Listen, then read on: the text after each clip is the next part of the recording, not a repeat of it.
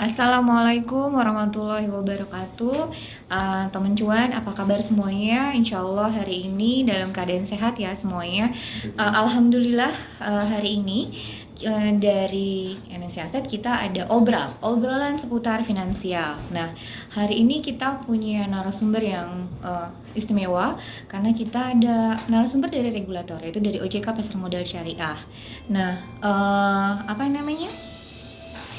Yang akan hadir nanti itu adalah dari OJK dengan nama Ibu Diah Mustika, itu Kepala Bagian Hubungan Kelembagaan dan Informasi Pasar Modal Syariah OJK.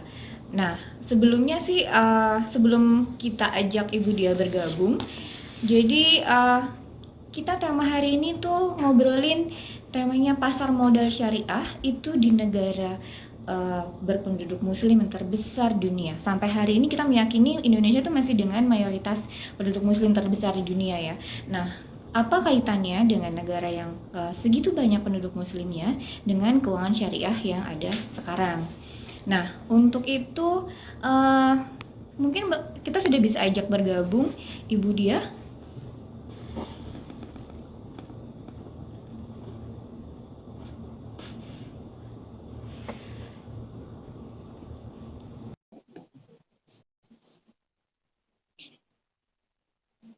Sambil menunggu Ibu Diah bergabung, uh, jadi data yang ada sekarang ini, gitu, BI itu mencatat jumlah investor di pasar modal syariah itu kurang lebih sebanyak 110.371 investor per Mei 2022 gitu. Mungkin data ini juga akan ada perubahan, apakah per terakhir itu ada pertumbuhan atau masih di sekitar 110 itu. Nah, buat teman-teman yang hari ini sudah bergabung, mungkin penasaran apa sih fungsi dari OJK Pasar Modal Syariah dengan industri keuangan syariah yang ada sekarang ini. Nah, ini kesempatan yang bagus buat teman-teman nanya. Mungkin yang selama ini berkaitan dengan regulasi OJK atau apapun yang ranahnya OJK bisa ditanyakan langsung dengan narasumber kita hari ini.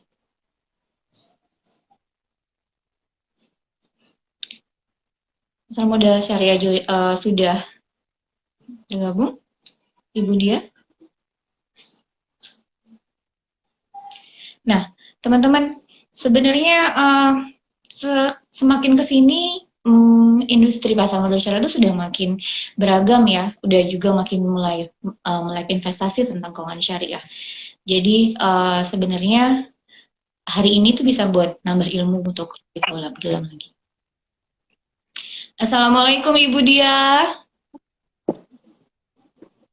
Waalaikumsalam. Suara saya terdengar? Terkenal jelas Bu. Oh ya, baik. Ya. Alhamdulillah. Apa kabar Ibu? Alhamdulillah untuk kesediaan waktunya ikut ngobrol di Obral ya Bu. Kita punya punya program yang rutin kita jalani itu namanya obrolan seputar finansial. Jadi memang hari ini itu kita khusus bahas tentang finansial, terutama pasar modal syariah Bu, dan juga hal-hal yang terkait di pasar modal syariah. Saya sudah bilang nih Bu ke teman-teman cuan, kita bilangnya teman cuan ya Bu ya, untuk Ya, siap. ya, yang ngikutin IG MNC Aset itu kita bilangnya temen cuan. Itu hari ini kita narasumbernya nih termasuk langka nih, karena kita kedatangan dari OJK Syariah itu Ibu Diah Mustika. Itu koreksi saya kalau saya ada kesalahan ya Bu ya. Ibu Diah saat ini kan sebagai Kepala Bagian Hubungan Kelembagaan dan Informasi Pasar Modal Syariah di OJK, betul ya Bu ya? Benar Mbak Dini. Salam kenal ya teman cuan dan teman pasar modal syariah juga. Selamat sore, Assalamualaikum. Nah, sekarang ini aja ya Bu ya, kita memang waktu sih dikasih 1 jam Bu, tapi kita ngobrol aja ya Bu ya, sesuai dengan program kita nih, acaranya obral. Jadi kita benar-benar ngobrol santai. Kalau misalnya buat teman-teman yang mau ada yang ditanyakan, mumpung Ibu Dia di sini, khususnya berkaitan dengan regulasi di OJK ya Bu ya, nggak keberatan ya Bu? Iya, boleh. Boleh. Nanti kalau misalkan bisa saya jawab, tapi kalau tidak nanti kita titip ke Mbak Dini ya. Baik-baik Bu, siap-siap. Nah, teman-teman Tuan, Jadi ini saya ulang nih ya, kita ngobrol santai nih tentang pasar modal syariah. Tadi saya sudah sebutkan sebelum Ibu join, tema kita hari ini nih pasar modal syariah di negara berpenduduk muslim terbesar di dunia. Nah ini sih insya Allah saya masih kegiatan nih Bu, Indonesia masih sebagai negara berpenduduk muslim terbesar. Menurut Ibu nih masih valid nggak Bu? Masih bisa dibilang begitu nggak Indonesia ini saat ini? Iya, Untuk baik. masih Ya, ya Bu baik. ya, masih. Masih, Mbak.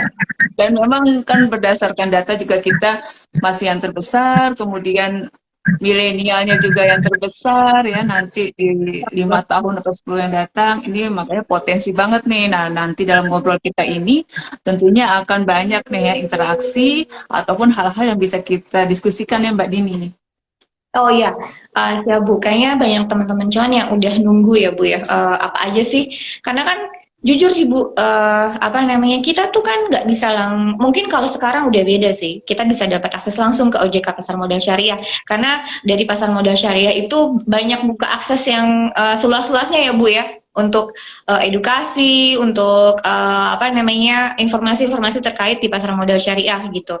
Nah, kalau misalnya tadi saya juga udah bilang Bu, kan kalau nggak salah secara mayoritas penduduk Muslim, tapi ini data yang mungkin saya ambil datanya masih kurang update, mungkin Ibu bisa kasih yang lebih update. Kalau nggak salah itu kita ada sekitar 110.371 investor syariah, khusus syariah ya Bu ya, itu per Mei 2022. Nah, kalau misalnya kita lihat angka 110 dengan total jumlah penduduk Indonesia yang sekitar 270 jutaan, yang memang kan meskipun mayoritas tapi tidak seluruhnya ya Bu ya. Tapi menurut Ibu itu angkanya gimana Bu? Dari sekitar 270, mungkin kita ambil paling kecil 50% lah dari 770 juta itu ya, ke 110.371 investor itu. Menurut Ibu dia gimana tuh Bu? Kalau boleh tahu. Iya, baik. Bismillahirrahmanirrahim. Sekali lagi saya ucapkan salam dulu ya. Mungkin banyak baru teman-teman yang baru bergabung nih. Assalamualaikum warahmatullahi wabarakatuh. Mbak Dini, terima kasih atas undangannya kepada komunitas pasar modal syariah. Dan kesempatan kali ini saya sangat bergembira dan juga mengucapkan apresiasi kepada MNC Asset yang terus-menerus eh, menyiarkan terkait dengan produk investasi syariah, keuangan syariah, terutamanya dalam hal ini tentunya skupnya adalah reksadana syariah. Nah tadi kalau misalkan disebut di teman-teman MNC Aset teman cuan, saya sapa juga teman-teman cuan, tapi di pasar modal syariah kita sebutnya sobat syariah. Semoga teman-teman dalam keadaan sehat ya semuanya ya. Nah, kalau misalkan kita melihat tadi nih ya, berbincang dengan apakah kita pasar modal syariah ini, kalau di awal tadi, bagaimana sih kontribusinya terhadap Indonesia, kemudian memang apakah penduduk yang mayoritas ini juga menjadi salah satu potensi atau seperti apa gitu ya. Apalagi tadi Mbak Dini juga menyampaikan data baru sekitar 100-an ribu ya, investor syariah sangat jauh dibandingkan dengan penduduk Indonesia. Nah, kalau dilihat ya, kalau kita misalkan lihat saat ini mungkin bisa dilihat dari dua sisi. Pertama mungkin kok masih sedikit ya, Iya, betul Bu. tetapi yang kedua kita bisa melihat wah potensi untuk perkembangannya itu sangat banyak. Nah ini kalau kita melihat dari sisi positifnya, kerja kita nih ya, tugas kita dalam hal ini pelaku industri sebagai MNC Aset, kami dari komunitas pasar modal syariah juga harus terus menyiarkan, mereplay gitu apa yang terkait dengan produk investasi sehingga teman-teman di generasi muda misalkan dalam hal ini teman-teman yang milenial itu bisa menjadi investor dan menambah data investor kita saat ini. Kalau misalkan dari saya membaca juga dari statistik data BPS misalkan ya, 5 atau 10 tahun yang akan datang itu kita akan ada bonus demografi Mbak Dini. Oh iya Bonus betul Bu. demografi itu dominasi penduduk Indonesia itu akan diisi oleh orang-orang yang produktif. Nah, orang yang produktif ini apa? Ketika misalkan dia sudah punya penghasilan, ya, dia harus kan punya kas lebih. Nah, kas lebih ini untuk apa? Misalkan kalau orang yang bijak nih ya dalam memandang ke dalam hal keuangannya, tentunya dia akan mencoba untuk berinvestasi. Nah, mudah-mudahan kalau misalkan kita terus-menerus melakukan sosialisasi, nanti 5 tahun yang akan datang, jangan 5 tahun deh. Sekarang mungkin masih coba-coba ya, masih icip-icip.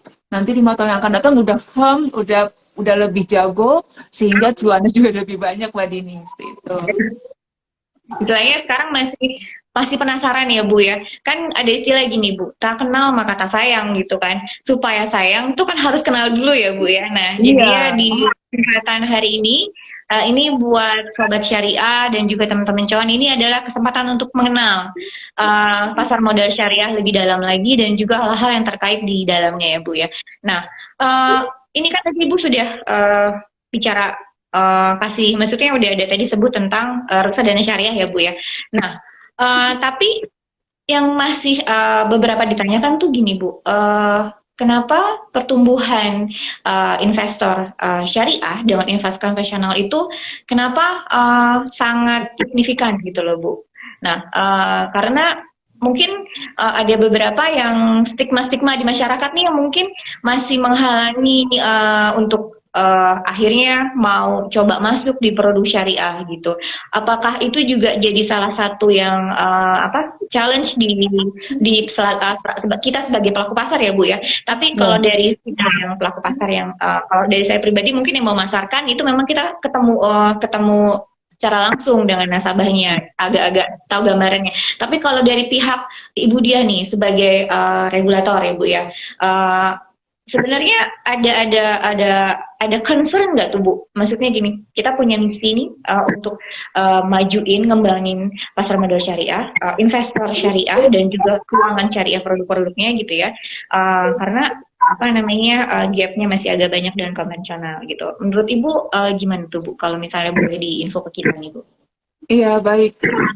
Ini pertanyaan yang sangat bagus ya, Mbak Dini. Dan juga kami ingin share banget ya kepada teman-teman pelaku industri dan masyarakat dan teman-teman teman cuan dan pasar modal syariah. Pertama, kami kan memang bertugas untuk sosialisasi dan edukasi ya ke berbagai daerah gitu ya. Dan memang kita sangat intens. Apa yang kita temukan, Mbak Dini, tahu nggak? Bahwa ternyata yang kita bisa mendapatkan kesimpulan, ternyata pemahaman terhadap pasar modal syariah itu masih sangat minim, Mbak. Tadi kan Oh, Mbak oke Dini oke. bilang tak kenal maka tak sayang kan? Betul ya. Makanya ketika ditawarkan ataupun mendengar reksadana syariah atau sukuk atau saham syariah, itu apa gitu ya? Itu apa? Asik. Yang taunya tabungan ya, asuransi, dana Betul. pensiun gitu ya, taunya kan itu Mbak ya. Tetapi kalau produk pasar modal syariah itu PR banget memang untuk menjelaskan. Tetapi alhamdulillahnya dengan zaman finansial teknologi ini, informasi-informasi yang didapatkan bisa didapat dengan mudah dan kita pun delivernya juga dengan mudah, Mbak. Jadi tantangan yang pertama, mengapa tadi Mbak Dini tanya masih sedikit Bu investornya, yaitu karena pemahaman yang masih juga relatif rendah, gitu. Nah, tantangan yang kedua, jika misalkan kita masuk nih, Mbak ya, ke dalam komunitas-komunitas atau masyarakat-masyarakat yang memang sudah tahu adanya produk keuangan, gitu, dan sudah tahu pasar modal, gitu. Nanti mereka uh, men-challenge, emang ini benar-benar syariah, gitu. Emang ini halal, gitu, Mbak. Itu stigma yang berada di masyarakat ya Bu ya. Benar, iya. Nah, itu makanya kami dari OJK selalu mengajak anggota DSN, Dewan Syariah Nasional dari MUI, yang memang bertugas untuk mengawasi aspek kesyariahan dari produk-produk keuangan yang berbasis syariah. Gitu. Kalau misalkan teman-teman cuan nih tahu kan kalau makanan ada label halal ya, itu kan Iya betul. sertifikasinya juga dari MUI, Hmm. obat-obatan juga dari MUI. Nah, kalau untuk keuangan syariah, itu juga ada under MUI-nya dari sisi dari badan yang disebut Dewan Syariah Nasional MUI. Nah, dialah istilahnya yang berkoordinasi ya, memberikan arahan kepada OJK ya, karena kita kan tidak punya kompetensi dalam syariah nih, yang punya kompetensi bapak-bapak atau ibu-ibu anggota DSN yang sehingga dengan fatwanya atau dengan pendapatnya menyatakan bahwa produk keuangan yang diterbitkan atau ada peraturannya di OJK itu berlandaskan syariah. Nah, dua hal tadi, pemahaman dan keraguan itulah yang menjadi tantangan kita bersama, Mbak, baik dari sisi pelaku industri maupun dari OJK. Nah, dalam setiap sosialisasi, tapi kita nggak menyerah, Mbak, ya.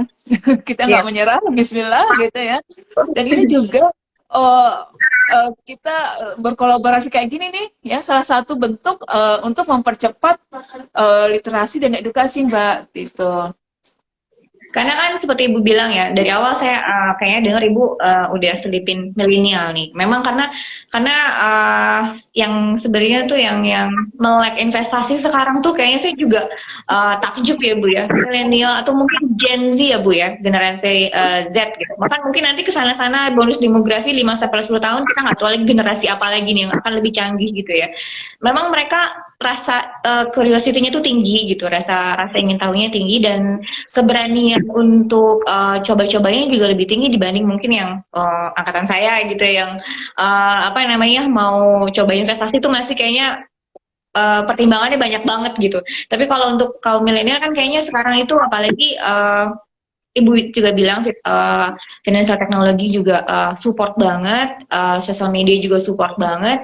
Nah, tapi terkadang itu dia sih Bu. Nah, keraguan-keraguan yang saya mungkin stigma-stigma yang tadi ini murni syariah atau enggak. Nah, karena kadang-kadang mungkin ini sih insight dari saya aja ya Bu ya, karena yang apa sedikit banyak saya yang ngobrol langsung gitu sama calon nasabah gitu atau sama nasabah. Ya. Ini seperti tadi Ibu bilang nih, ini benar syariah atau enggak sih gitu. Terus bahkan kadang-kadang tuh yang bikin kita bukan sedih tapi agak-agak itu gini, sama aja reksadana syariah sama konvensional tuh sama aja gitu. Nah ini tuh buat di kita nih kadang-kadang mau bilang pasti beda dong. Kasarnya bercandaan ini ya Bu, dari nama aja udah beda gitu ya, harus dana syariah, harus dana konvensional gitu. Nah, kalau bilang tadi kan ada DSN tuh Bu ya, untuk memverifikasi atau memvalidasi apa aja yang harus dikelola di produk keuangan syariah. Nah, tapi kalau misalnya dari segi peraturan sendiri nih Bu, dari segi OJK, itu uh, banyak bedanya nggak sih Bu untuk produk di konvensional sama produk syariah gitu? Mungkin mungkin ini yang mungkin kan bisa jadi oh ternyata memang ada bedanya atau mungkin oh ternyata nggak beda jauh gitu. Boleh di info nggak nih Bu? Boleh banget ini. Emang ini salah satu channel kesempatan bagi kami ya. Jadi tadi kesangsian tadi itu terjawab memang ketika kita mungkin lebih memahami. Tadi lagi PR-nya paham. Kalau sudah paham, sayang baru dia menggunakan. Nah, kalau terkait dengan peraturan ya, misalkan peraturan pasar modal syariah ataupun dalam hal ini reksadana syariah itu secara general bentuknya, kemudian cara membelinya, kemudian cara kebijakan investasinya itu sama dengan yang konvensional. Tetapi yang bedanya adalah yang terkait dengan portofolionya. Ya. Portofolionya itu artinya racikan ya, racikan manajer investasi akan memilih produk-produk yang tentunya sesuai dengan syariah. Ya, produk yang Oke. sesuai dengan syariah ini apa saja? eh, ada beberapa jenis, misalkan saham syariah, ya, ataupun kalau teman-teman pernah dengar sukuk. Kalau sukuk mungkin kalau dari perbandingan dengan yang konvensionalnya obligasi, ya obligasi syariah, ya. Kalau reksadana ya reksadana syariah. Nah, bedanya adalah secara fundamental kita ketahui bahwa hal-hal yang dilarang oleh syariah itu adalah yang pertama, misalkan dia berkegiatan usahanya ya, saham-saham misalkan berkegiatan usahanya itu yang tidak sesuai dengan syariah, atau dia mempunyai sifat-sifat ataupun hal-hal yang memang secara syariah itu tidak diperbolehkan gitu. Misalkan ada ribanya, kemudian ada gorornya, ada perjudiannya, seperti itu. Nah, hal-hal tersebutlah yang prinsip-prinsip syariah ini yang membedakan dengan produk yang konvensional. Tetapi kalau dari sisi bagaimana cara mengelola, ya cara memanage itu sama.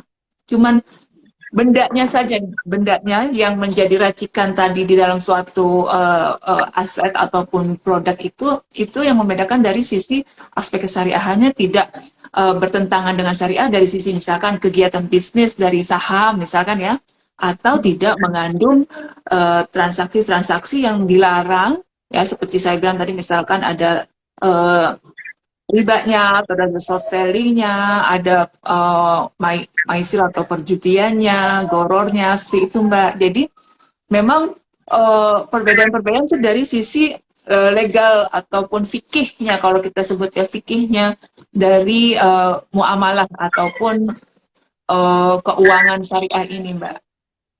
Oke, Bu, alhamdulillah nih Bu.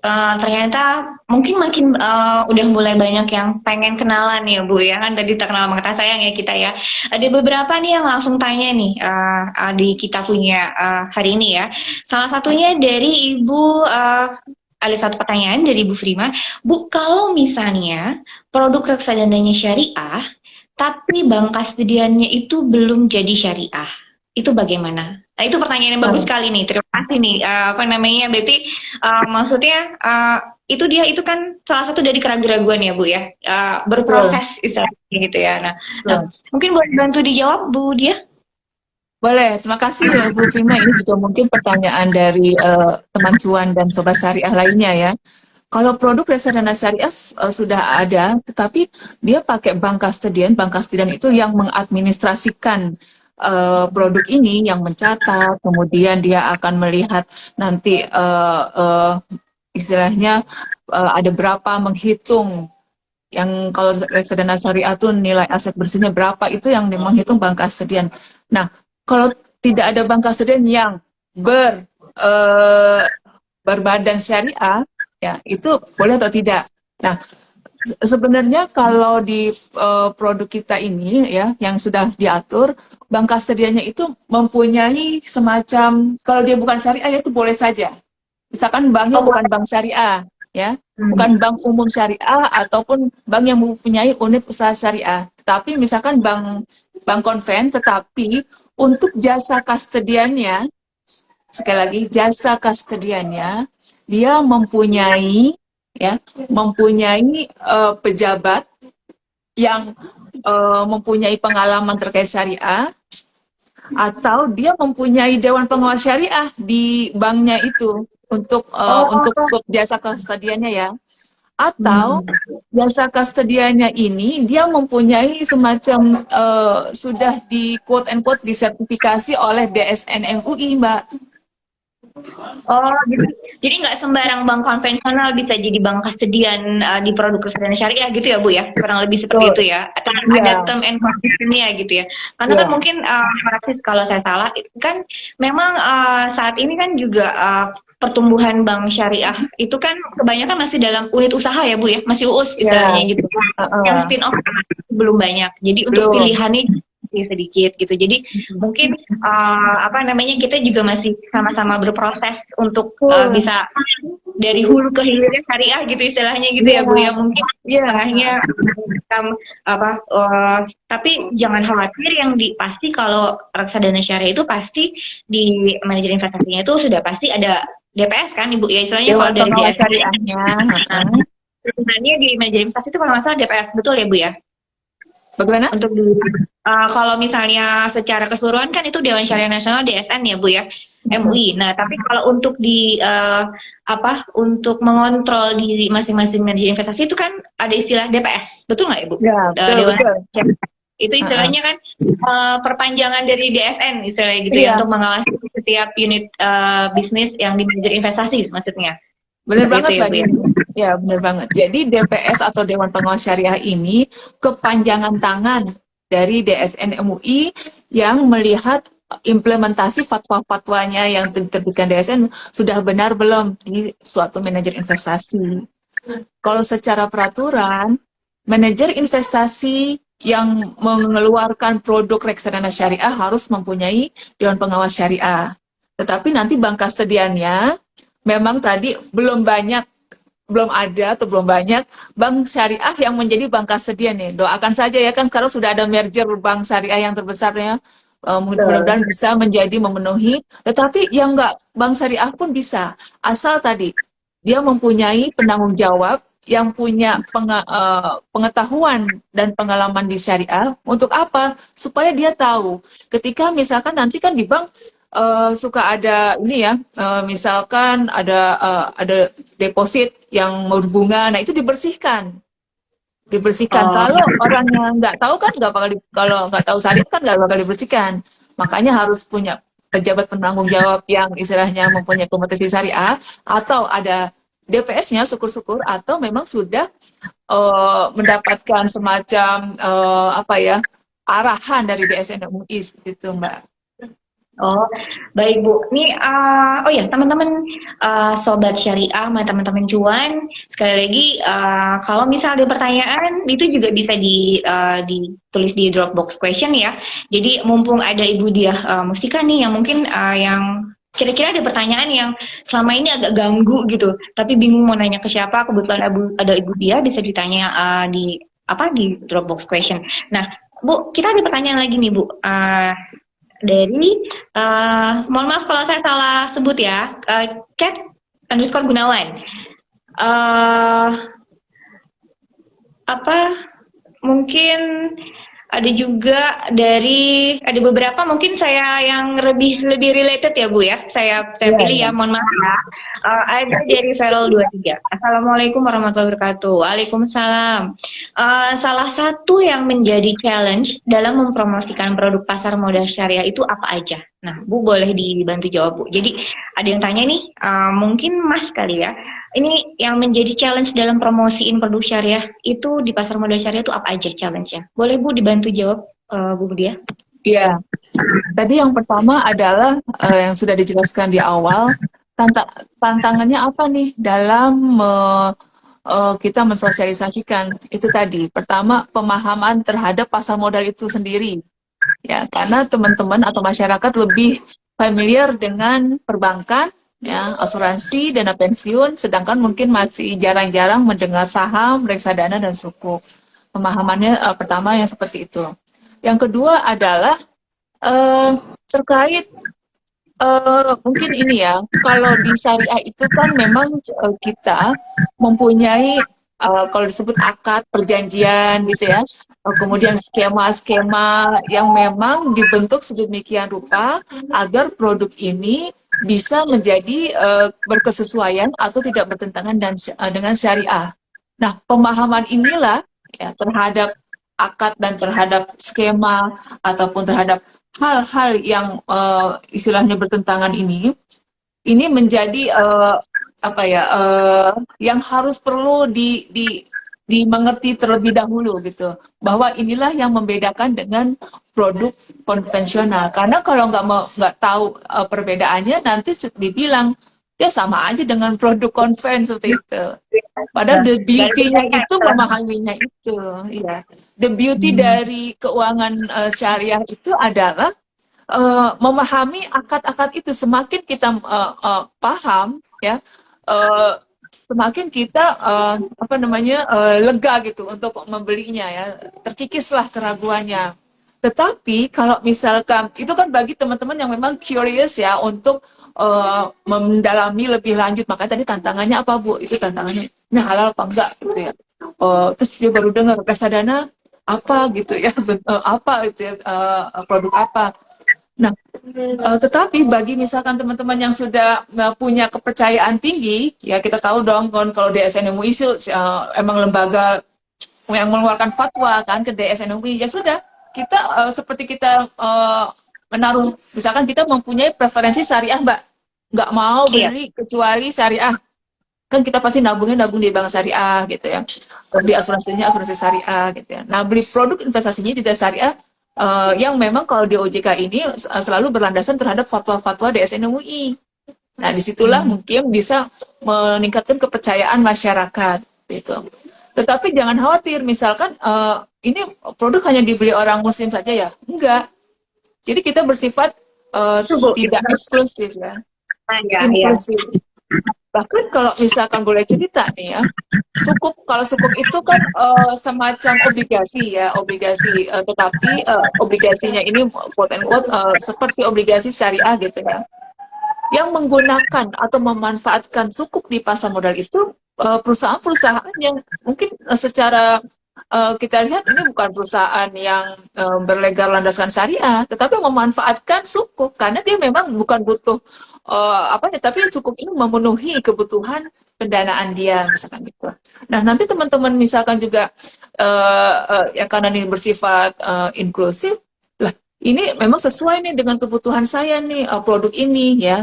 Ini bisa juga dijadikan semacam portofolio ataupun alternatif investasi reksadana syariah ini, itu Mbak Dini.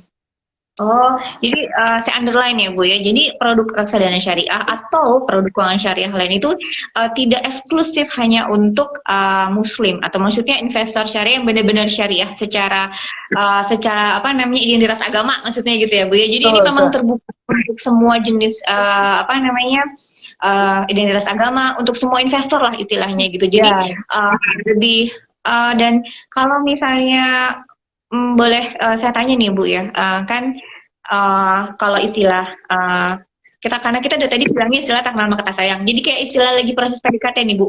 PDKT kan mesti kenalan dulu ya. Sampai akhirnya ya udah deh saya butuh kamu maksudnya. Ya udah karena udah ya. kedekatan ya udah final lah gitu ya. Nah, ini kan awalnya nih mesti kenal dulu, tahu nama, setelah tahu nama cek background ya kayak kita nih kita lagi cari tahu nih sedana syariah itu apa gitu kan. Nah, apa sih? Nah, kadang-kadang kan kita namanya juga PDKT kan kita harus punya satu hal yang bikin point interest gitu, yang kayaknya dia lebih menarik dibanding yang lain gitu ya Bu ya. Nah, kalau menurut Bu Diah nih, point interest atau yang bikin lebih kalau orang lagi PDKT tuh yang bikin lebih deg-degan lah gitu dibanding konvensional di khususnya kalau reksadana ya Bu ya, kalau bicara reksadana syariah, apa sih Bu yang bikin, oh ternyata reksadana syariah itu lebih menarik ya dari konvensional gitu. Ternyata ada poin-poin yang akhirnya tuh kita menjatuhkan pilihan ke reksadana syariah gitu. Kalau menurut Ibu apa? Kalau boleh Nah, ini di saya kasih tahu rahasianya ya. mesti Oke, dicatat kalau teman-teman. biar takut Ibu nggak ngulang lagi ya. Dikepoin ya, Iya, dikepoin. dikepoin Jadi, Bu. eh, ketika kita PDKT kan kita ingin tahu nih apa sih yang bikin menarik gitu. Nah, ini juga produk syariah, produk reksadana syariah apa sih yang menarik ya? Ini saya bagi dua dulu ya. Bagi yang memang kita kan tadi bilangnya produk penduduk Indonesia penduduk Muslim terbesar ya. Anggaplah ini untuk yang memang generasi tadi kita sebagai penduduk Muslim terbesar ya. Itu yang istimewanya adalah dia memang tidak bertentangan terhadap syariah gitu. Jadi Hmm. sekarang kan komunitas-komunitas hijrah misalkan Mbak, Iya, itu kan komunitas banyak hijrah ya, tuh. Betul, ya betul, betul. banyak kan sekarang itu akan mencari produk-produk syariah Mbak. Nah itulah pertama ketika ketemu syariah bagi memang tadi yang berpreferensi syariah dia akan memilih itu. Tetapi nanti bagi tadi kan kata Ibu ini untuk inklusif ya untuk semuanya gitu. Nah, Iya, the iya. beauty dari keuangan syariah itu adalah dia tadi mempunyai pagar-pagar yang memang secara apa ya, secara dibuat skemanya atau akadnya itu memang eh, untuk bisa terkait dengan sektoril misalkan gitu ya. Contohnya nih Mbak, jadi membangun ekosistem ataupun pembangunan nasional nih Mbak. Misal ya, kayak tadi contoh salah satu reksadana syariah kan salah satunya punya portofolio ataupun produknya itu kan berlandaskan sukuk misalkan ya Mbak. Nah, kita tahu sukuk itu adalah sertifikat kepemilikan yang berdasarkan dari suatu aset dasar tertentu. Nah, ini sudah sedikit teknik nih ya. Intinya sukuk ini ketika diterbitkan itu ada barang realnya gitu ya. Untuk apanya gitu ya. Nah, sehingga ketika banyak menggunakan reksadana syariah yang berlandaskan sukuk, sukuknya juga banyak diterbitkan oleh perusahaan. Ini tentunya ketika ada tujuan-tujuan perusahaan untuk membangun, misalkan membangun pabrik ataupun untuk membangun ekspansi dan segalanya, tentu akan dia menggerakkan perekonomian dari sisi situ, Mbak. Jadi kalau sukuk itu tadi realnya dia ada aset yang mendasarinya, kita sebut gitu ya. Nah, kalau untuk saham syariah nih ya, kan kalau reksadana syariah yang berjenis saham syariah ya, itu kan isinya kebanyakan saham syariah ya Mbak, yang di dalamnya harus saham-saham yang masuk dalam daftar efek syariah kita sebutnya Mbak. DES ya, yang diterbitkan oleh OJK 2 kali dalam setahun secara periodik. Nah, dasar efek syariah, gimana cara menyeleksinya, Bu? Nah, pertama yang diseleksi adalah kegiatannya ya. Tadi kegiatannya dia tentunya bukan perusahaan yang ribawi ya. Terus ada lagi nih, dia rasio utang berbasis bunganya itu sedikit gitu ya dibandingkan dengan total asetnya.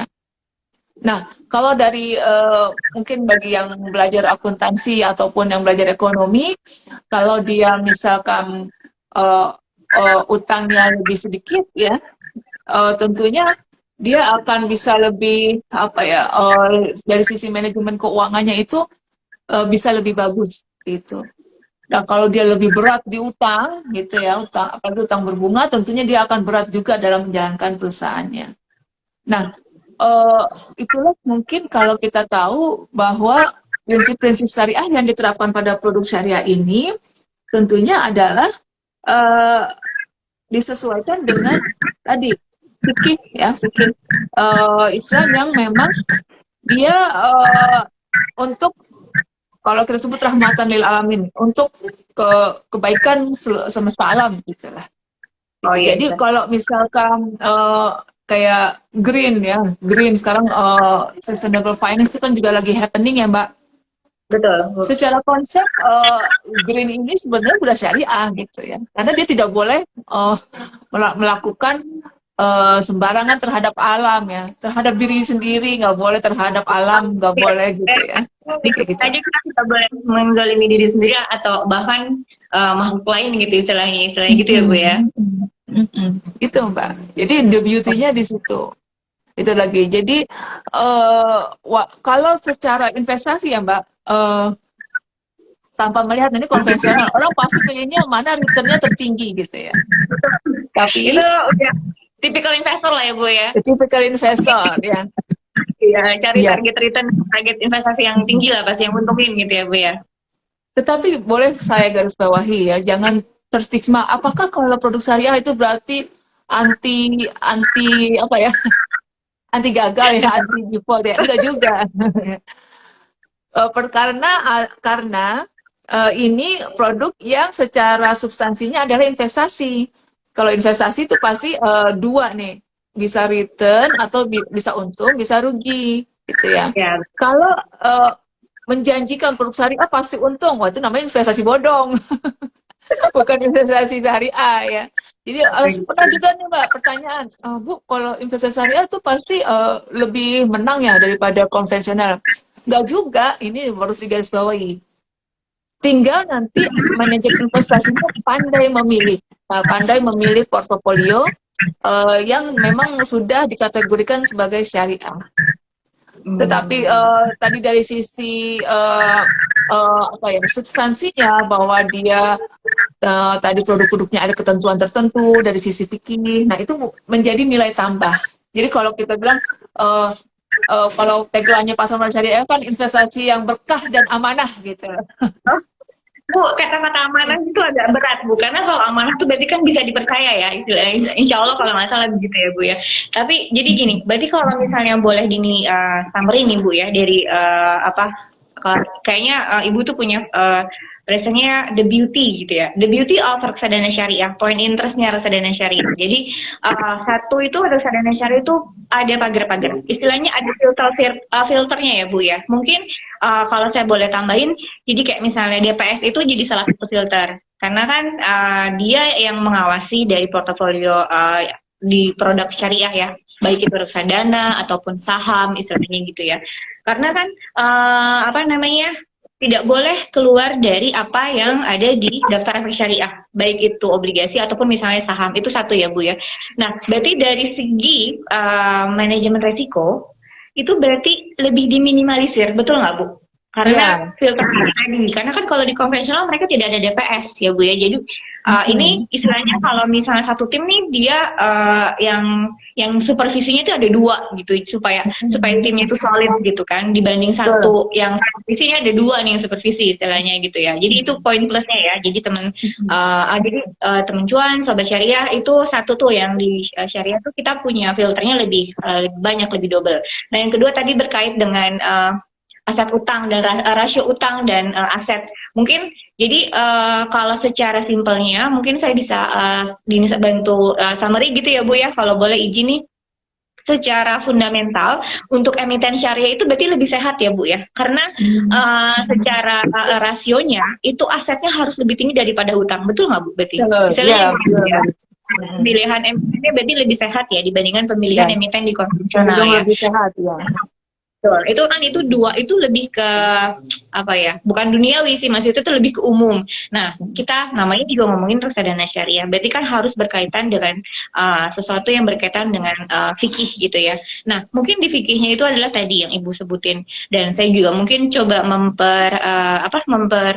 mempermudah gitu bahasanya adalah kalau di reksadana syariah itu yang lagi saya coba sering ini nih, kadang-kadang kan orang tuh bingung apa aja sih yang nggak boleh di reksadana syariah. Mungkin saya bisa buat teman-teman cuan, buat sobat syariah, istilahnya sekarang tuh maghrib Bu.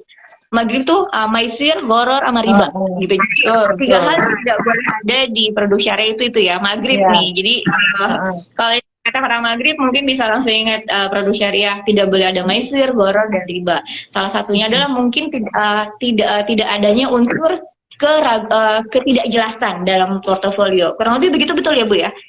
Di Iya. antara tiga.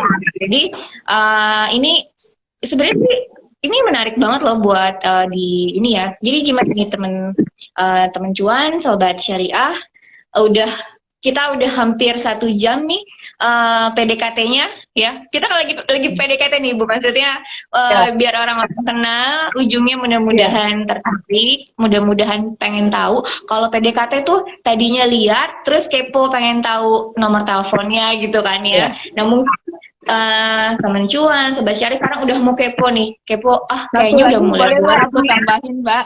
Boleh boleh dong Bu, Ya, sebelum kita tadi tutup ya. tambahin ya, mengapa perlu reksadana syariah? Itu kalau di reksadana syariah ada prinsip pembersihan, Mbak, atau Please. cleansing.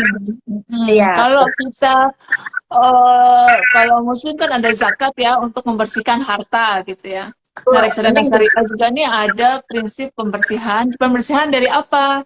Karena eh, eh, portofolio ataupun tadi saham-saham misalkan tidak lagi masuk ke dalam daftar efek syariah. Jadi daftar efek syariah itu bisa ada yang Berubah. keluar dan masuk dari daftar efek syariah ya, tergantung dia tadi salah satunya rasio utangnya ya.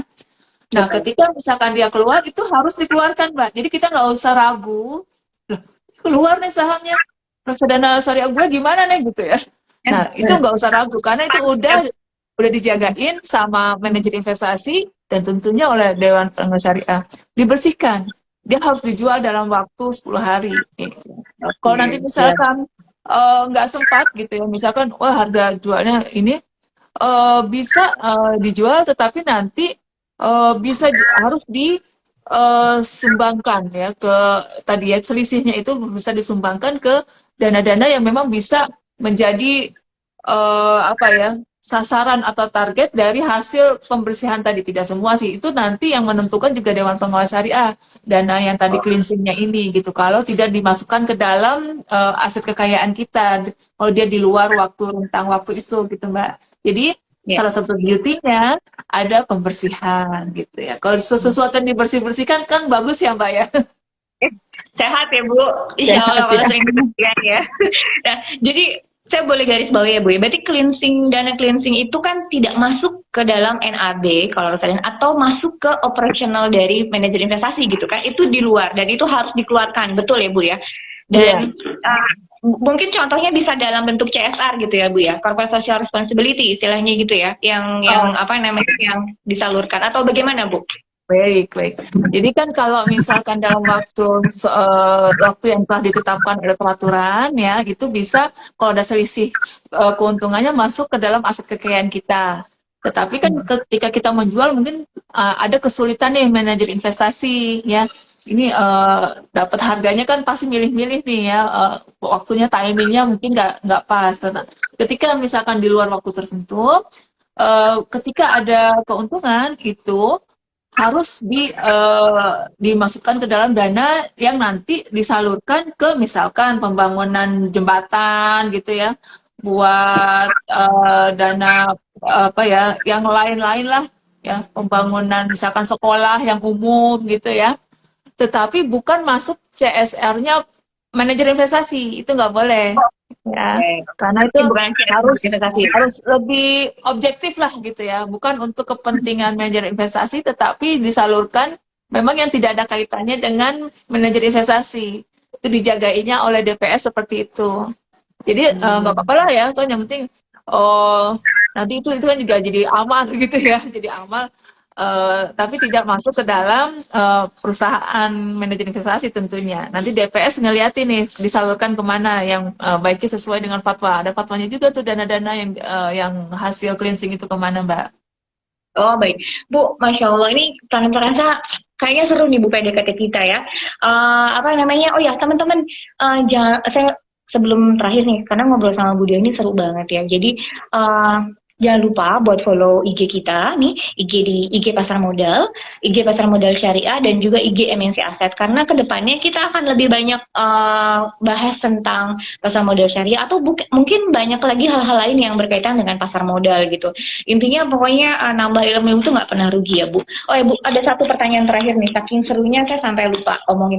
Ada yang tanya, Bu, berarti ini kan udah mulai tahu step-step masa PDKT nih, terus misalnya mau memilih misalnya, kalau misalnya untuk investor pemula, kira-kira reksadana syariah yang cocok untuk investor pemula tuh apa Bu? Nah itu pertanyaan itu juga menutup dari obrolan kita hari ini nih Bu ya. Mungkin pamungkasnya nih. Jadi orang-orang udah Baik. ini udah diinfoin tapi kira-kira apa nih yang cocok buat saya gitu. Boleh Iya, Bu baik, di baik. Oke, ya saya tahu pasti juga banyak yang tadi ya setelah PDKT mau langsung mencoba, itu kalau biasa mencoba tuh kita perlunya mencoba yang aman-aman aja kan ya. Nah, Iya, kalau betul. dari Ini sisi dari reksadana syariah yang aman itu dari spektrum risikonya yang paling rendah syariahnya itu adalah yang paling rendah risikonya adalah reksadana syariah pasar uang kita sebutnya. Jadi kalau yang oke. paling tinggi risikonya adalah reksadana syariah saham, ya, yang paling Oke. tinggi. Karena kan kita tahu ya kalau saham tuh volatile ya, naik turun cepat kan. Tetapi yang paling rendah reksadana pasar uang. Apa sih Bu pasar uang? Pasar uang tuh ya semacam nanti dibelikan oleh manajer investasi itu seperti deposito ya, kemudian apa namanya produk-produk berbasis utang syariah yang di bawah 1 tahun gitu ya. Jadi memang disitulah yang paling rendah. Itu recommended banget kalau membeli untuk pemula. Mengapa? Selain itu juga dia kalau keluar masuknya itu juga tidak terlalu tidak ada biaya gitu kan kalau untuk reksadana pasar uang ya. Iya. Selain itu ini nih kalau misalkan buat tadi semangatnya ya mencoba, tapi gue buat apa gitu ya. Nah, reksadana pasar uang ini kan tadi termnya cuma 1 tahun ya misalkan dia. Itu teman-teman misalkan mau jalan-jalan nih tahun depan, itu bisa aja tuh taruh dulu di reksadana pasar uang gitu ya. Atau teman-teman nanti buat lebaran mudik gitu ya, bisa juga gitu. Jadi untuk yang jangka pendek tujuannya kalau reksadana uang itu cocok untuk bagi yang mencoba. Atau nanti buat kuliah atau melanjutkan sekolah gitu ya, atau mau nambah-nambah furnitur ala-ala kekinian gitu ya. Itu juga butuh sekaligus mencoba, sekaligus merasakan. Jadi learning by doing gitu ya. Kalau cuma dipikirin doang ya, nanti nggak Teori jadi-jadi tuh. Nanti duitnya buat jajan, Mbak. ya, betul-betul. Jadi, nah itu dia teman-teman. Nah, sekarang berarti udah waktunya teman cuan, sobat syariah buat kepoin reksadana syariah apa yang cocok untuk kalian sesuai dengan karakter investor, sesuai dengan kebutuhan investasi, juga sesuai dengan rencana keuangan kalian sendiri tentunya ya. Nah, Ibu, masya Allah, tabarakallah, alhamdulillah nggak berasa ya Bu ya, apa namanya, kita udah hampir 1 jam nih Bu ngobrolnya, dan mudah-mudahan sore hari ini juga menambah keberkahan karena ada banyak ilmu yang dari Ibu dia infoin ke kita gitu.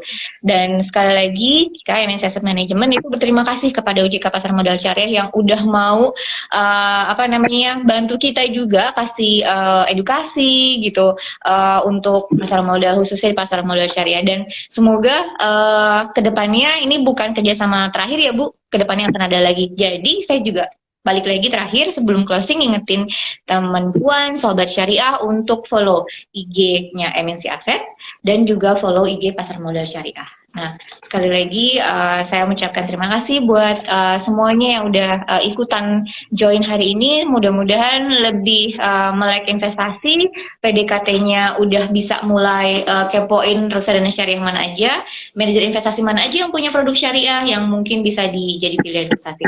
Mungkin itu aja dari saya. Wabillahi taufiq wal hidayah. Wassalamualaikum warahmatullahi wabarakatuh. Terima kasih Bu Dia. Sampai jumpa ketemu.